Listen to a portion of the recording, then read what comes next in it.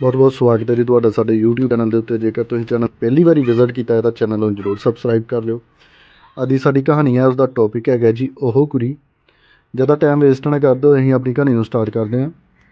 4:15 ਵਜੇ ਸਨ, ਪਰ ਧੁੱਪੇ ਉਹੀ ਤਮਾਜ਼ਤ ਸੀ ਜੋ ਦੁਪਹਿਰ ਨੂੰ 12 ਵਜੇ ਦੇ ਕਰੀਬ ਸੀ।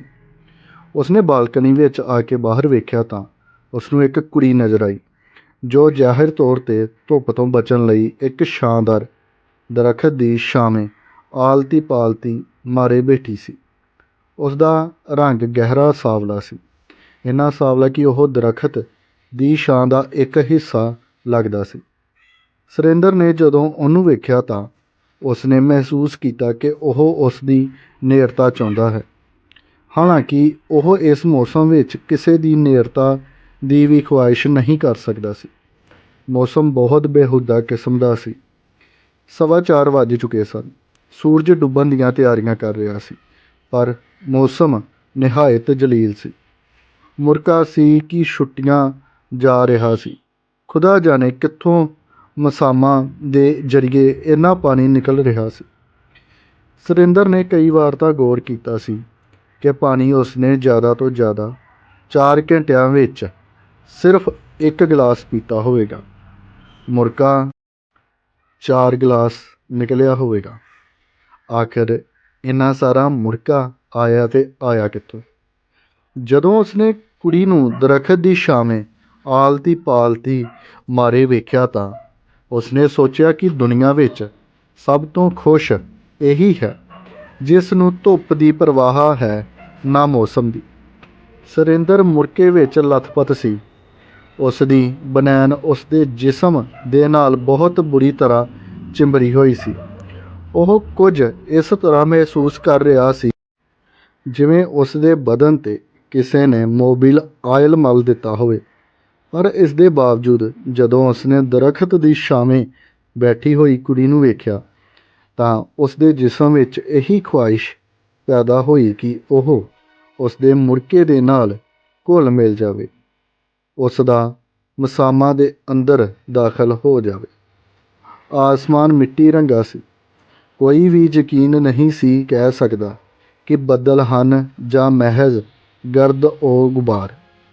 ਖੈਰ, ਉਸ ਗਰਦ-ਓ ਗੁਬਾਰ ਜਾਂ ਬੱਦਲਾਂ ਦੇ ਬਾਵਜੂਦ ਧੁੱਪ ਦੀ ਝਲਕ ਮੌਜੂਦ ਸੀ ਅਤੇ ਉਹ ਕੁੜੀ ਬੜੀ ਤਸੱਲੀ ਨਾਲ ਪਿੱਪਲ ਦੀ ਛਾਵੇਂ ਬੈਠੀ ਹੋਈ ਸੁਸਤਾ ਰਹੀ ਸੀ। ਸੁਰਿੰਦਰ ਨੇ ਹੁਣ ਗੌਰ ਨਾਲ ਉਸ ਵੱਲ ਦੇਖਿਆ।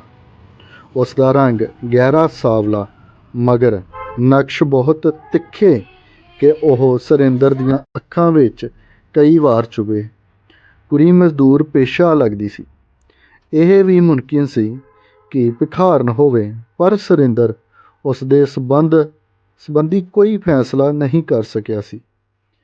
ਅਸਲ ਵਿੱਚ ਉਹ ਇਹ ਫੈਸਲਾ ਕਰ ਰਿਹਾ ਸੀ ਕਿ ਉਸ ਕੁੜੀ ਨੂੰ ਇਸ਼ਾਰਾ ਕਰਨਾ ਚਾਹੀਦਾ ਹੈ ਜਾਂ ਨਹੀਂ। ਘਰ ਵਿੱਚ ਉਹ ਬਿਲਕੁਲ ਇਕੱਲਾ ਸੀ। ਉਸ ਦੀ ਭੈਣ ਮਰੀ ਵਿੱਚ ਸੀ। ਮਾਂ ਵੀ ਉਸ ਦੇ ਨਾਲ ਸੀ। ਬਾਪ ਮਰ ਚੁੱਕਾ ਸੀ। ਇੱਕ ਭਰਾ ਉਸ ਤੋਂ ਛੋਟਾ, ਉਹ ਬੋਰਡਿੰਗ ਵਿੱਚ ਰਹਿੰਦਾ ਸੀ। ਸੁਰਿੰਦਰ ਦੀ ਉਮਰ 27-28 ਸਾਲ ਦੇ ਕਰੀਬ ਸੀ।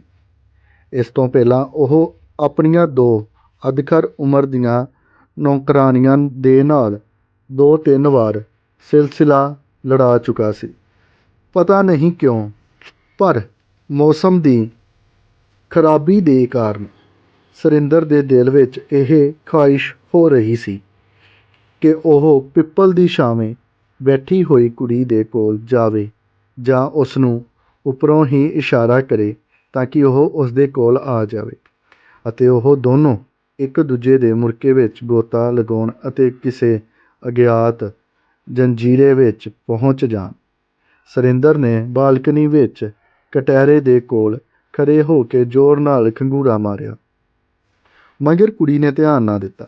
ਸੁਰਿੰਦਰ ਨੇ ਜਦੋਂ ਕਈ ਵਾਰ ਅਜਿਹਾ ਕੀਤਾ ਤਾਂ ਕੋਈ ਨਤੀਜਾ ਨਾ ਮਿਲਿਆ ਤਾਂ ਉਸਨੇ ਆਵਾਜ਼ ਦਿੱਤੀ, ਅਰੇ ਭਾਈ, ਜ਼ਰਾ ਇੱਧਰ ਵੇਖੋ।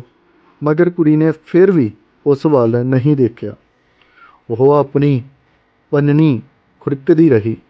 ਸੁਰਿੰਦਰ ਨੂੰ ਬਹੁਤ ਉਲਝਣ ਹੋਈ। ਜੇਕਰ ਕੁੜੀ ਦੀ ਬਜਾਏ ਕੋਈ ਕੁੱਤਾ ਹੁੰਦਾ ਤਾਂ ਉਹ ਯਕੀਨਨ ਉਸ ਦੀ ਆਵਾਜ਼ ਸੁਣ ਕੇ ਉਸ ਵੱਲ ਵੇਖਦਾ। ਜੇਕਰ ਉਸ ਨੂੰ ਉਸ ਦੀ ਇਹ ਆਵਾਜ਼ ਨਾ ਪਸੰਦ ਹੁੰਦੀ ਤਾਂ ਭੌਂਕਦਾ, ਮਗਰ ਉਸ ਕੁੜੀ ਨੇ ਜਿਵੇਂ ਉਸ ਦੀ ਆਵਾਜ਼ ਸੁਣੀ ਹੀ ਨਹੀਂ ਸੀ। ਜੇਕਰ ਸੁਣੀ ਜਹੀ ਤਾਂ ਅਣਸੁਣੀ ਕਰ ਦਿੱਤੀ ਸੀ। ਸੁਰਿੰਦਰ ਦਿਲ ਹੀ ਦਿਲ ਵਿੱਚ ਬਹੁਤ ਕੱਚਾ ਹੋ ਰਿਹਾ ਸੀ। ਉਸਨੇ ਇੱਕ ਵਾਰ ਫਿਰ ਬੁਲੰਦ ਆਵਾਜ਼ ਵਿੱਚ ਉਸ ਕੁੜੀ ਨੂੰ ਪੁਕਾਰਿਆ, ਇਹ ਕੁੜੀ। ਕੁੜੀ ਨੇ ਫਿਰ ਵੀ ਉਸ ਵੱਲ ਨਹੀਂ ਵੇਖਿਆ। ਝੁੰਝਲਾ ਕੇ ਉਸਨੇ ਆਪਣਾ ਮਲਮਲ ਦਾ ਕੁੜਤਾ ਪਾਇਆ ਅਤੇ ਹੇਠਾਂ ਉਤਰਿਆ। ਜਦੋਂ ਉਸ ਕੁੜੀ ਦੇ ਕੋਲ ਪੁੱਜਿਆ ਤਾਂ ਉਹ ਉਸੇ ਤਰ੍ਹਾਂ ਆਪਣੀਆਂ ਨੰਗੀ ਪੰਜਨੀ 'ਤੇ ਖਾਜ ਰਹੀ ਸੀ। ਸੁਰਿੰਦਰ ਉਸ ਦੇ ਕੋਲ ਖੜ੍ਹਾ ਹੋ ਗਿਆ। ਕੁੜੀ ਨੇ ਇੱਕ ਨਜ਼ਰ ਉਸ ਵੱਲ ਵੇਖਿਆ ਅਤੇ ਸਲਵਾਰ ਨੀਵੀਂ ਕਰਕੇ ਆਪਣੀ ਪੰਜਨੀ ਢੱਕ ਲਈ। ਸੁਰਿੰਦਰ ਨੇ ਉਸ ਨੂੰ ਪੁੱਛਿਆ, ਤੂੰ ਇੱਥੇ ਕੀ ਕਰ ਰਹੀ ਏਂ? ਕੁੜੀ ਨੇ ਜਵਾਬ ਦਿੱਤਾ, ਬੈਠੀ ਹਾਂ। ਕਿਉਂ ਬੈਠੀ ਹਾਂ? ਕੁੜੀ ਉੱਠ ਖੜ੍ਹੀ ਹੋਈ। ਲਓ ਜੀ, ਹੁਣ ਖਰੀ ਹੋ ਗਈ। ਸੁਰਿੰਦਰ ਬੁਖਲਾ ਗਿਆ। ਇਸ ਕੁੜੀ ਨਾਲ ਕੀ ਹੁੰਦਾ ਹੈ? ਸਵਾਲ ਤਾਂ ਇਹ ਹੈ ਕਿ ਤੂੰ ਇੰਨੀ ਦੇਰ ਤੋਂ ਇੱਥੇ ਬੈਠੀ ਕੀ ਕਰ ਰਹੀ ਸੀ? ਕੁੜੀ ਦਾ ਚਿਹਰਾ ਹੋਰ ਜ਼ਿਆਦਾ ਸੰਵਲਾ ਗਿਆ। ਤੁਸੀਂ ਚਾਹੁੰਦੇ ਕੀ ਹੋ? ਕੁੜੀ ਨੇ ਪੁੱਛਿਆ। ਸੁਰਿੰਦਰ ਨੇ ਥੋੜ੍ਹੀ ਦੇਰ ਆਪਣੇ ਦਿਲ ਨੂੰ ਟਟੋਲਿਆ। ਮੈਂ ਕੀ ਚਾਹੁੰਦਾ ਹਾਂ? ਮੈਂ ਕੁਝ ਨਹੀਂ ਚਾਹੁੰਦਾ। ਮੈਂ ਘਰ ਵਿੱਚ ਇਕੱਲਾ ਹਾਂ। ਜੇਕਰ ਤੂੰ ਮੇਰੇ ਨਾਲ ਚੱਲੇ ਤਾਂ ਬੜੀ ਮਿਹਰਬਾਨੀ ਹੋਵੇਗੀ। ਕੁੜੀ ਦੇ ਡੂੰਘੇ ਸਾਂਵਲੇ ਬੁੱਲ੍ਹਾਂ 'ਤੇ ਅਜੀਬੋ ਗਰੀਬ ਕਿਸਮ ਦੀ ਮੁਸਕਰਾਹਟ ਸਾਕਾਰ ਹੋਈ। ਮਿਹਰਬਾਨੀ? ਕਾਹਦੀ ਮਿਹਰਬਾਨੀ? ਚਲੋ। ਅਤੇ ਦੋਨੋਂ ਚੱਲ ਪਏ। ਜਦੋਂ ਉੱਪਰ ਪੁੱਜੇ ਤਾਂ ਕੁੜੀ ਸੋਫੇ ਦੀ ਬਜਾਏ ਫਰਸ਼ 'ਤੇ ਬੈਠ ਗਈ ਅਤੇ ਆਪਣੀ ਪੰਜਨੀ ਖੁਰਕਣ ਲੱਗੀ। ਸੁਰਿੰਦਰ ਉਸ ਦੇ ਕੋਲ ਖੜ੍ਹਾ ਸੋਚਦਾ ਰਿਹਾ ਕਿ ਹੁਣ ਉਸ ਨੂੰ ਕੀ ਕਰਨਾ ਚਾਹੀਦਾ ਹੈ। ਉਸਨੇ ਉਸ ਨੂੰ ਗੌਰ ਨਾਲ ਦੇਖਿਆ।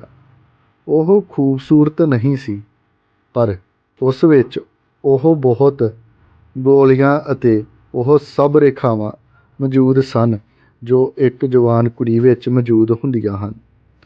ਉਸ ਦੇ ਕੱਪੜੇ ਮੈਲੇ ਸਨ, ਪਰ ਇਸ ਦੇ ਬਾਵਜੂਦ ਉਸ ਦਾ ਜਿਸਮ ਬਹੁਤ ਮਜ਼ਬੂਤ ਸੀ। ਉਸ ਦੇ ਬਾਹਰ ਝਾਕ ਰਿਹਾ ਸੀ। ਸੁਰਿੰਦਰ ਨੇ ਉਸ ਨੂੰ ਕਿਹਾ, ਇੱਥੇ ਕਿਉਂ ਬੈਠੀ ਹੋ? ਇੱਧਰ ਸੋਫੇ 'ਤੇ ਬੈਠ ਜਾਓ। ਕੁੜੀ ਨੇ ਜਵਾਬ ਦਿੱਤਾ, ਸਿਰਫ ਇੰਨਾ ਕਿਹਾ। ਨਹੀਂ।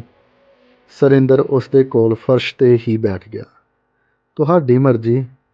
ਲਓ ਹੁਣ ਇਹ ਦੱਸੋ ਕਿ ਤੁਸੀਂ ਕੌਣ ਹੋ ਅਤੇ ਦਰੱਖਤ ਦੇ ਹੇਠਾਂ ਇੰਨੀ ਦੇਰ ਤੋਂ ਕਿਉਂ ਬੈਠੇ ਹੋਏ ਸੀ? ਮੈਂ ਕੌਣ ਹਾਂ ਅਤੇ ਦਰੱਖਤ ਦੇ ਹੇਠਾਂ ਮੈਂ ਕਿਉਂ ਬੈਠੀ ਜਹੀ? ਇਸ ਨਾਲ ਤੁਹਾਨੂੰ ਕੋਈ ਮਤਲਬ ਨਹੀਂ। ਕੁੜੀ ਦੇ ਇਹ ਕਹਿ ਕੇ ਆਪਣੇ ਸਲਵਾਰ ਦਾ ਪੋਂਚਾ ਹੇਠਾਂ ਕਰ ਲਿਆ ਅਤੇ ਪੰਜਨੀ ਖੁਰਕਣੀ ਬੰਦ ਕਰ ਦਿੱਤੀ। ਸੁਰਿੰਦਰ ਉਸ ਵਕਤ ਉਸ ਕੁੜੀ ਦੇ ਜਵਾਨੀ ਦੇ ਸੰਬੰਧੀ ਸੋਚ ਰਿਹਾ ਸੀ। ਉਹ ਉਸ ਦਾ ਅਤੇ ਉਹਨਾਂ ਦੋ ਅਧਖਰ ਉਮਰ ਦੀਆਂ ਨੌਕਰਾਣੀਆਂ ਦਾ ਮੁਕਾਬਲਾ ਕਰ ਰਹੀ ਸੀ, ਜਿਨ੍ਹਾਂ ਨਾਲ ਉਸ ਦਾ 2-3 ਵਾਰ ਸਿਲਸਿਲਾ ਹੋ ਚੁੱਕਿਆ ਸੀ। ਉਹ ਮਹਿਸੂਸ ਕਰ ਰਿਹਾ ਸੀ ਕਿ ਉਹ ਇਸ ਕੁੜੀ ਦੇ ਮੁਕਾਬਲੇ ਵਿੱਚ ਬਹੁਤ ਢਿੱਲੀਆਂ ਢਾਲੀਆਂ ਸਨ, ਜਿਵੇਂ ਵਰ੍ਹਿਆਂ ਦੀਆਂ ਇਸਤੇਮਾਲ ਕੀਤੀਆਂ ਹੋਈਆਂ ਸਾਈਕਲਾਂ, ਪਰ ਇਸ ਦਾ ਹਰ ਪੁਰਜਾ ਆਪਣੀ ਜਗ੍ਹਾ 'ਤੇ ਕੱਸਿਆ ਹੋਇਆ ਸੀ। ਸੁਰਿੰਦਰ ਨੇ ਉਹਨਾਂ ਅਧਖਰ ਉਮਰ ਦੀਆਂ ਨੌਕਰਾਣੀਆਂ ਨਾਲ ਆਪਣੇ ਵੱਲੋਂ ਕੋਈ ਕੋਸ਼ਿਸ਼ ਨਹੀਂ ਕੀਤੀ ਸੀ। ਉਹ ਖੁਦ ਉਹਨੂੰ ਖਿੱਚ ਕੇ ਆਪਣੀਆਂ ਕੋਠੜੀਆਂ ਵਿੱਚ ਲੈ ਜਾਂਦੀਆਂ ਸਨ, ਮਗਰ ਸੁਰਿੰਦਰ ਹੁਣ ਮਹਿਸੂਸ ਕਰਦਾ ਸੀ ਕਿ ਇਹ ਸਿਲਸਿਲਾ ਉਸ ਨੂੰ ਹੁਣ ਖੁਦ ਹੀ ਕਰਨਾ ਪਵੇਗਾ। ਹਾਲਾਂਕਿ ਉਸ ਦੀ ਤਕਨੀਕ ਤੋਂ ਉੱਕਾ ਨਾਕਾਇਫ ਸੀ।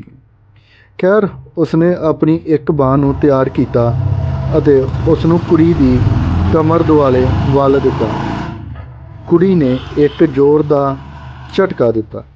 ਇਹ ਕੀ ਕਰ ਰਹੇ ਹੋ ਤੁਸੀਂ? ਸੁਰਿੰਦਰ ਇੱਕ ਵਾਰ ਫਿਰ ਬੁਖਲਾ ਗਿਆ। ਮੈਂ ਕੁਛ ਵੀ ਨਹੀਂ। ਕੁੜੀ ਦੇ ਗਹਿਰੇ ਸਾਵਲੇ ਬੁੱਲ੍ਹਾਂ 'ਤੇ ਅਜੀਬ ਕਿਸਮ ਦੀ ਮੁਸਕਰਾਹਟ ਸਾਕਾਰ ਹੋਈ। ਆਰਾਮ ਨਾਲ ਬੈਠੇ ਰਹੋ। ਸੁਰਿੰਦਰ ਆਰਾਮ ਨਾਲ ਬੈਠ ਗਿਆ, ਮਗਰ ਉਸਦੇ ਸੀਨੇ ਵਿੱਚ ਹਲਚਲ ਹੋਰ ਜ਼ਿਆਦਾ ਵੱਧ ਗਈ। ਇਸ ਲਈ ਉਸਨੇ ਹਿੰਮਤ ਤੋਂ ਕੰਮ ਲੈ ਕੇ ਕੁੜੀ ਨੂੰ ਫੜ ਕੇ ਆਪਣੀ ਹਿੱਕ ਦੇ ਨਾਲ ਘੁੱਟ ਕੇ ਲਾ ਲਿਆ। ਕੁੜੀ ਨੇ ਬਹੁਤ ਹੱਥ ਪੈਰ ਮਾਰੇ, ਮਗਰ ਸੁਰਿੰਦਰ ਦੀ ਪਕੜ ਬਹੁਤ ਮਜ਼ਬੂਤ ਸੀ। ਉਹ ਫਰਸ਼ 'ਤੇ ਚਿੱਤ ਡਿੱਗ ਪਈ। ਸੁਰਿੰਦਰ ਉਸਦੇ ਉੱਪਰ ਸੀ। ਉਸਨੇ ਧੜਾਧੜ ਉਸਦੇ ਗਹਿਰੇ ਸਾਵਲੇ ਬੁੱਲ੍ਹ ਚੁੰਮਣੇ ਸ਼ੁਰੂ ਕਰ ਦਿੱਤੇ। ਕੁੜੀ ਬੇਬਸ ਸੀ। ਸੁਰਿੰਦਰ ਦਾ ਬੋਝ ਇੰਨਾ ਸੀ ਕਿ ਉਹ ਉਸਨੂੰ ਉਠਾ ਕੇ ਸੁੱਟ ਨਹੀਂ ਸਕਦੀ ਸੀ। ਮਜਬੂਰੀ ਦੇ ਕਾਰਨ ਉਹ ਉਸਦੇ ਗਿੱਲੇ ਚੁੰਮਣ ਬਰਦਾਸ਼ਤ ਕਰਦੀ ਰਹੀ। ਸੁਰਿੰਦਰ ਨੇ ਸਮਝਿਆ ਕਿ ਉਹ ਟਿਕ ਗਈ ਹੈ, ਇਸ ਲਈ ਉਸਨੇ ਹੋਰ ਅੱਗੇ ਵਧਣਾ ਸ਼ੁਰੂ ਕੀਤਾ। ਉਸਦੀ ਕਮੀਜ਼ ਦੇ ਅੰਦਰ ਹੱਥ ਪਾਇਆ। ਉਹ ਖਾਮੋਸ਼ ਰਹੀ। ਉਸਨੇ ਹੱਥ ਪੈਰ ਚਲਾਉਣੇ ਬੰਦ ਕਰ ਦਿੱਤੇ।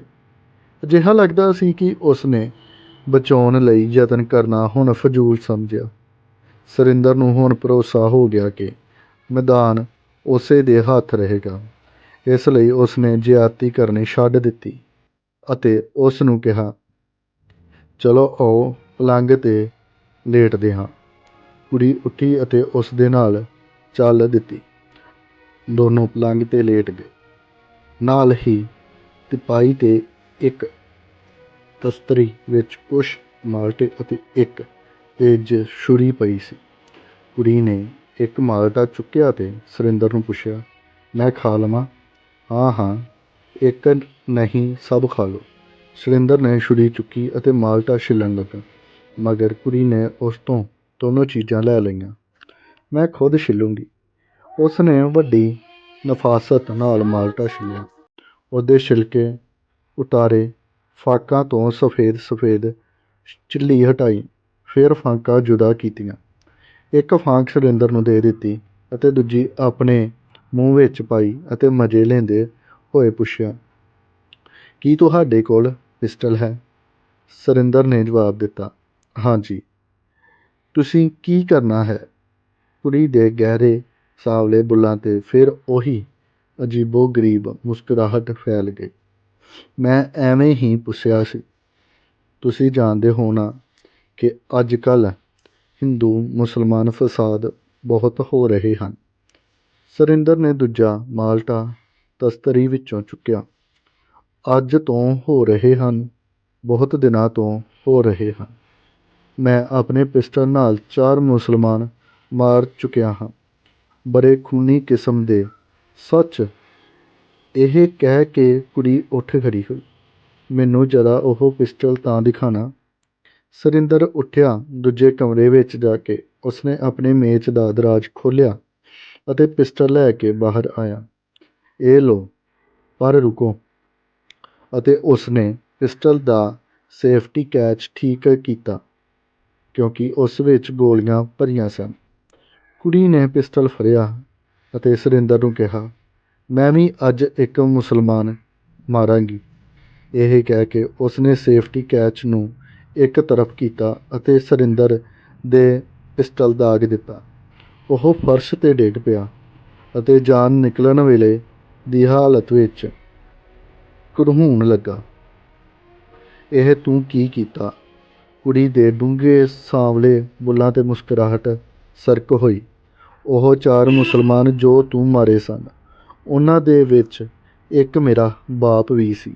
ਮੈਂ ਤੈਨੂੰ ਇਸ ਕਰਕੇ ਮਾਰ ਦਿੱਤਾ। ਇਹ ਸੀ ਸਾਡੀ ਅੱਜ ਦੀ ਸਟੋਰੀ। ਜੇਕਰ ਤੁਹਾਨੂੰ ਇਹ ਸਟੋਰੀ ਵਧੀਆ ਲੱਗੀ ਹੋਵੇ ਤਾਂ ਚੈਨਲ ਨੂੰ ਜ਼ਰੂਰ ਸਬਸਕ੍ਰਾਈਬ ਕਰ ਦਿਓ ਅਤੇ ਵੀਡੀਓ ਨੂੰ ਜ਼ਰੂਰ ਸ਼ੇਅਰ ਕਰ ਦਿਓ। ਧੰਨਵਾਦ।